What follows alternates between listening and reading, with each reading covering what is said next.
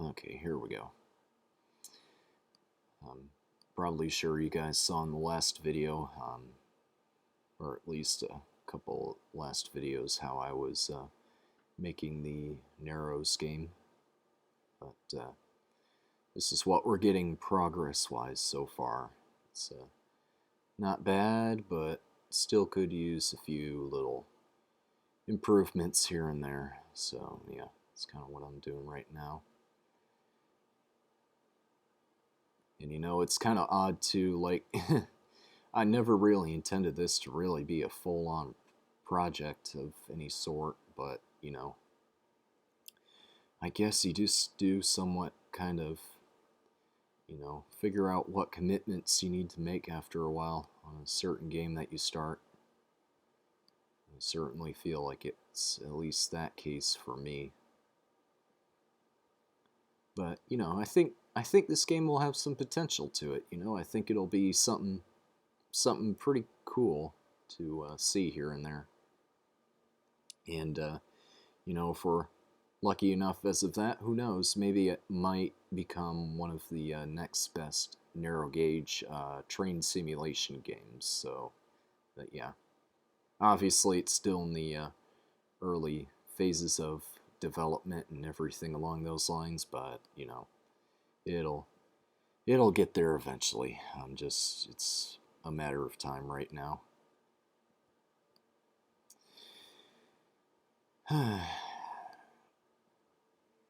Also, I'm not really sure if I'm going to be doing a stream anytime soon, mainly just because we've been having one or two issues regarding streams on my friend's channel, Waterloo Central Productions. But I don't know. I mean, it's a bit of a wacky situation right now that we're in. We just can't really seem to hone in on why the streams that we're doing are having the issues that they're having. You know, I've somewhat started to notice that too. Cursing for me on my channel, which I normally don't do, is up sky high on it. And I obviously apologize if any of you are offended by any of that, but I don't know. I mean, I guess it's just because now I'm in a bit of a different comfort zone, just because I've expanded from normally the sort of stuff that I do. But, you know, I don't know. Again, it's all just going to be something that will have to be determined eventually, so yeah. And, you know, obviously that too, it's not like a huge issue or anything like that, but, you know, it's just, the situation can be a little bit beyond me in certain scenarios. But, yeah.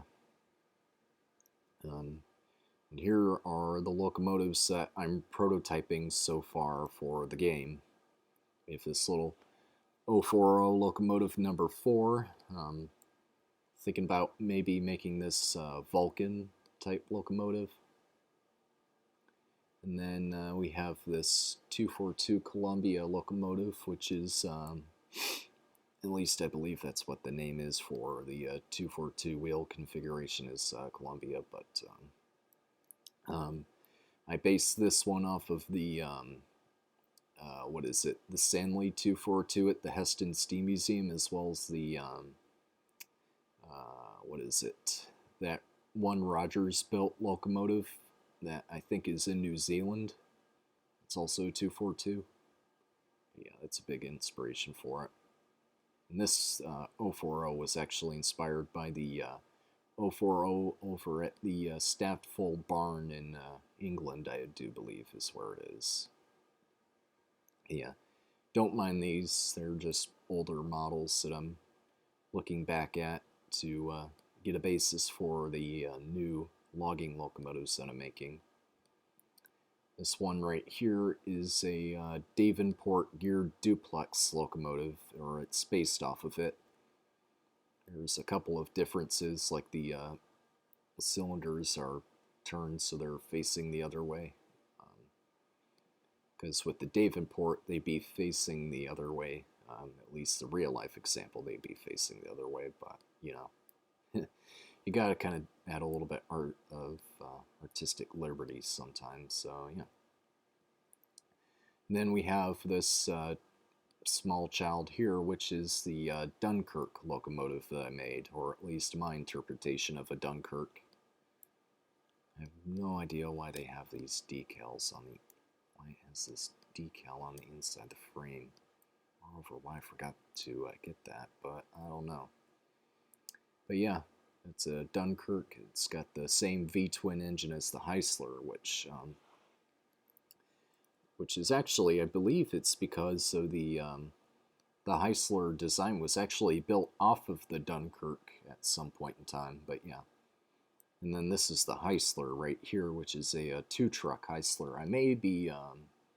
I might make another one, which is a three-truck Heisler, but I haven't crossed that bridge yet on that decision. Obviously, a far cry from the Heisler here, which I bet some of you probably saw in that video that I made, where I accidentally somewhat blasted your ears out because I turned the bass up on the music way too high. But also probably in that RenderMan game. But yeah, it's got the hose spool from the old Heisler as well. And this one is actually based off of the Tuolumne from the Roaring Camp and Big Trees Railroad up in Felton, California. So yeah. And the number 10 is actually a reference to not only the old Heisler here, which is also number 10, but it's also a reference to a three-truck Heisler, I believe, that was also number 10. Pickering Lumber Company number 10. Which I think it might still exist as a static display, but I don't know. But yeah, those are pretty much all the locomotives. And then, of course, I'm going to be adding in a Shea locomotive as well as a couple of other geared locomotives, so I'm waiting on that. I have a couple of other conventional rod engines and a couple of diesels, and yeah, we'll be pretty solid on that. And before I forget, if you're watching this right now, did you? I'd like to see if maybe you could find some time where you could prototype the Heisler, actually, you know what? Just do the Heisler right now if you're watching this. We'll worry about the other little children later. But yeah, I did a little bit of terrain work. Got a little switchback here.